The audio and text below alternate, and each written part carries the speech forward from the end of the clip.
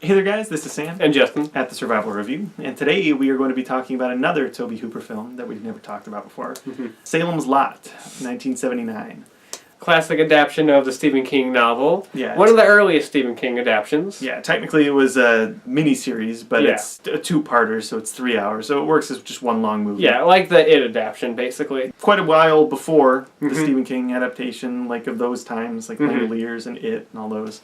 It's a lot better than those. Yeah, there's some stuff in this movie that's really outdated and very 70s TV-esque. They don't hold up. But on the whole, it holds up a lot better than the later 90s TV adaptations. Although, when it comes to our review of it, we're not very familiar with the Stephen King novel. Both of us haven't read it. Yeah. So we're basically reviewing this movie as a movie. Exactly. We don't know how it ties into the book and everything. So if we say, like, oh, this isn't very good, but in the book it was done better, we don't know. And a lot of the stuff that I'm going to be saying could have been trimmed, I guarantee you was in the book because they feel like very Stephen King things. Yes. But as far as like making a more like concise movie and having things like flow better, I think a few things can come out. Yes. We'll get to that. Yeah. So the plot of this movie, it opens in Guatemala. Yeah, which was not what I expected, but kind of interesting. And you see our two main characters, Ben and Mark, and they're in this temple gathering holy water, and all of a sudden the thing they have of holy water starts glowing, like, oh, they're here. And then it cuts to 2 years earlier. Yes, I'm just like, oh wow, that's, I don't know when we're getting back to that, but this is spanning a longer time than I thought it would. Yeah, and this movie takes place in the town of Salem's Lot, of course.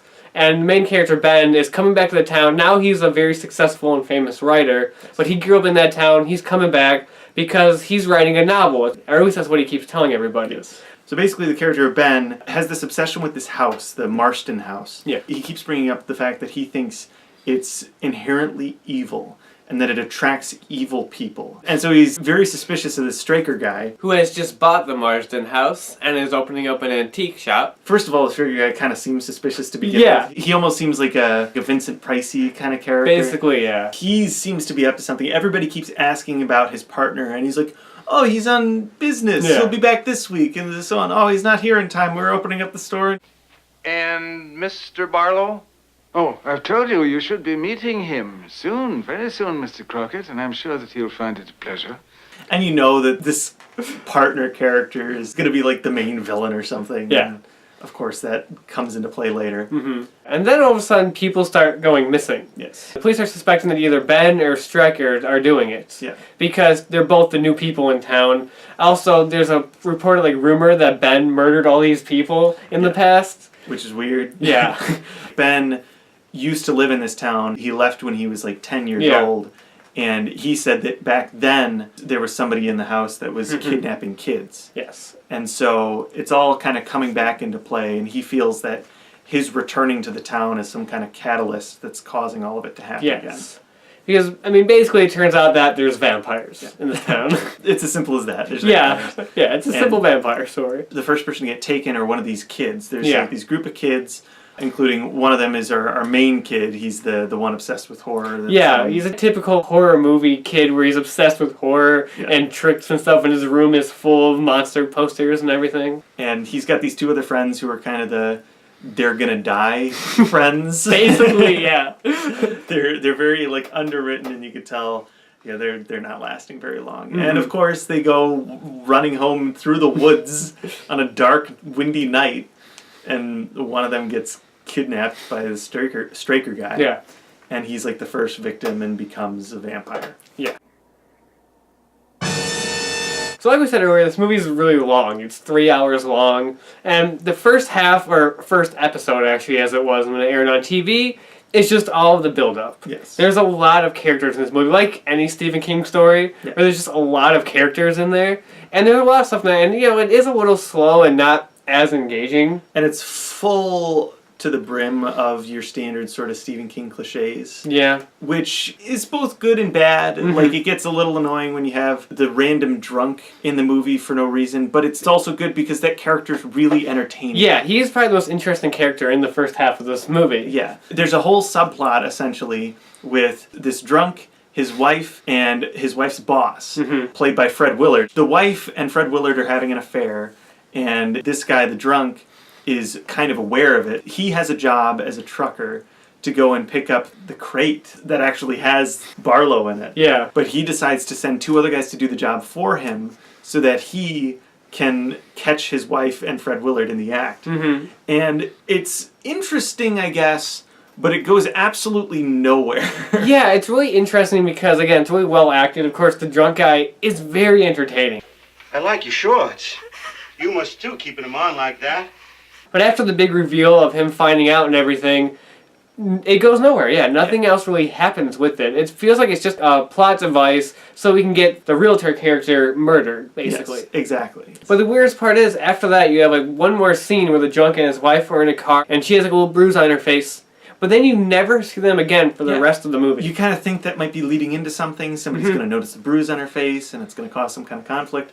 But it never does. You never see those 2 characters once after that. But the thing is, though, after that first half where it's just kind of like slow and a lot of character building and everything, once the real plot kicks in, it's super engaging. Yes, that's when it really kicks into high gear and becomes really entertaining. Yeah, the great thing about this movie is that even though it is a 70s TV movie, like we said, it does have some flaws, some limitations. There's some really cheesy, like, freeze frames stuff that happens at some point in the movie that don't hold up. And also, there's a couple shots, I noticed, like, the driving shots with the guys in the truck that just look very, like, TV, like, movie staged. Yeah.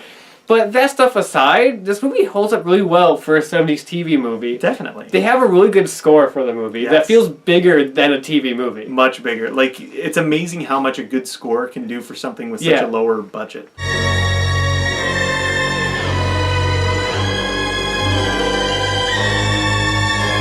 And even then, like, the sense of dread that this movie has, once, like, people start going missing, is great. I think that also is, a lot of it's attributed to Tobe Hooper. Yeah. Because his direction in this movie is wonderful. Like, it has a great, like, ominous feel throughout the entire movie. There are multiple scenes where people will fly up to somebody's window. Yes. A bunch of fog will seep in. Every time, it happens multiple times throughout the movie, it's really creepy. Yes, there's so many great creepy scenes in this movie that are instantly memorable. Like, of course, the kid coming up to the window, which is just a creepy image. Yeah, and just discomforting with the sound of him scratching on the pane. I love that scene. But though, my favorite scene in the entire movie is there's this one guy who gets bitten by a vampire, and he has him go into one of their friend's house as the teacher character. He brings him to his house, and he ends up dying in the house.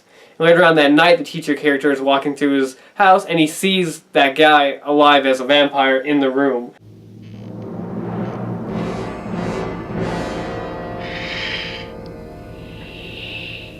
And that image is so creepy with the makeup and the way his eyes look. It's really creepy. The eyes especially in the movie, they have this green piercing look to them. And they're really, really creepy looking. Yeah, that's my favorite scene in the entire movie. And that's the one that really sticks with me the most I've ever seen in this movie. Yeah. Like a lot of Tobe Hooper's movies, there are some really powerful images that stick with you. And that's what makes his movies so haunting. There's a lot of good build-up.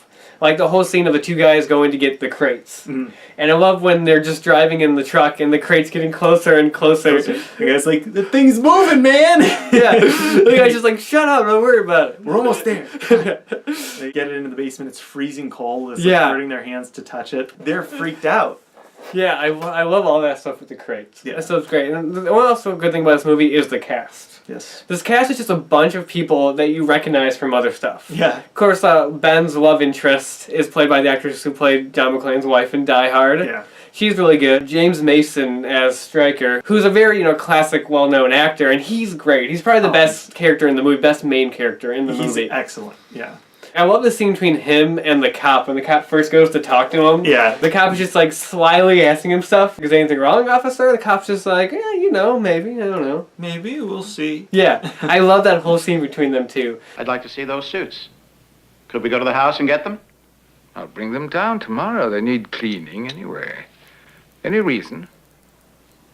Some. It just also adds a lot of like credibility to this movie because he's this like classical actor, seeing him in this kind of like vampire story.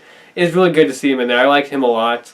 And just a bunch of random people from other stuff that we like. It just like pops them in there. Like the doctor character is the priest from Exorcist 3. Yeah. Which is great. The guy who owns the cemetery who goes pick up the crate is Jeffrey Lewis, who's in Devil's Rejects, and I like that guy a lot. I guess the only real fault in the cast is the main character of Ben, who was played by the actor who played Hutch in Starsky and Hutch. He's not bad or anything, he's just kind of there. Yeah, he's a little bland. Yeah, he's not very compelling. But he gets the job done. Yeah, but compared to the other cast members in this movie, like he's kind of not up to par. And then the most iconic thing in this movie is the character of Kurt Barlow. Yes. Who doesn't appear till like near the end of the movie, and his first appearance is so startling because it just comes out of nowhere. It's really jarring, but terrifying at the same time. The only fault with it is kind of the lighting. He's the kind of character that should really be like in a darkly lit, like, ominous room or something. Yeah, there's a big scene where he attacks these people sitting at this dinner table, and that scene is just shot in regular, lighting, and the house is like brightly lit. And it's like, if the lighting was a little darker, it would have been a little bit better. But the design of the character is great. Of course, he's very Nosferatu-esque. Yes. But he looks great, and he's a very memorable image. Really creepy looking. Like, just the image of it sticks with you. Most iconic thing about the movie, easily. Yeah. But he's wonderful. I do wish I had a little bit more of him, though. He just only appears in a handful of scenes at the end. So I would like that, but I love him. He's great. Yeah. Another thing that kind of sets us apart from TV movies is that it has some good sets, too. Yeah. Especially the ending. The Marston house at the end, when they actually go inside it. It's just this big, grand, like, old rundown house. And it looks great. Yeah, it's your typical sort of like rundown, like spooky house. Yeah. But it really works. There's a lot of great wide shots, just showing off the set design. It all looks great. Another thing, like even though this movie is limited by being a TV movie and it's not really violent or anything, this movie doesn't feel like it's missing that. No, and there are some moments where there are a little bit of gore. Yeah, not there's actually one moment that it actually is pretty graphic, at least for a 70s TV movie. The one Texas Chainsaw Massacre-esque scene, because you have the doctor character walking up the steps in the house, and he gets to the top, and you see in the back, like out of focus, this like red wall, and I'm like, is that from Texas Chainsaw Massacre? It kind of looks like it, yeah. And I know the Stephen King story is probably a lot gorier because it's a Stephen King story. Yes. But this movie doesn't feel like the lack of gore detracts from it. Yeah. It has enough mood and atmosphere and just creepiness to it. They're not sitting there wondering, like, oh, where's the violent death scenes? So out of 10. Out of 10, I'm going to give it a 7.5 out of 10. It's a solid movie, flawed, but very entertaining. I'll go a solid 8 out of 10. So again, it does have its flaws, and there's a little things in it that don't hold up. But that aside, it's just a great, creepy, gothic vampire movie that's definitely very memorable. Yeah. And easily one of Tobe Hooper's best films. Oh, for sure. It's one that people should talk about more, because people always talk about, Texas Chainsaw Massacre, and I think him, but this one is one that shouldn't be forgotten. I feel like if this movie was in the hands of a lesser director, it wouldn't have been as memorable. Yeah. You need somebody like Tobe Hooper with his horror sensibilities to really take like a TV movie and elevate it into something that's actually an iconic horror movie. Yeah. Because there's not many horror TV movies out there that are really iconic and really hold up and are really great. So yeah, that's our little tribute to Tobe Hooper, another wonderful director who unfortunately passed away. Yeah. This year sucks. Yeah, it really does. So yeah, until next time, we're going to be talking about another director's little subset of movies. It's going to be his take on H.P. Lovecraft adaptations. He's possibly the best adapter of H.P. Lovecraft there is. So until then, we will see you guys next time.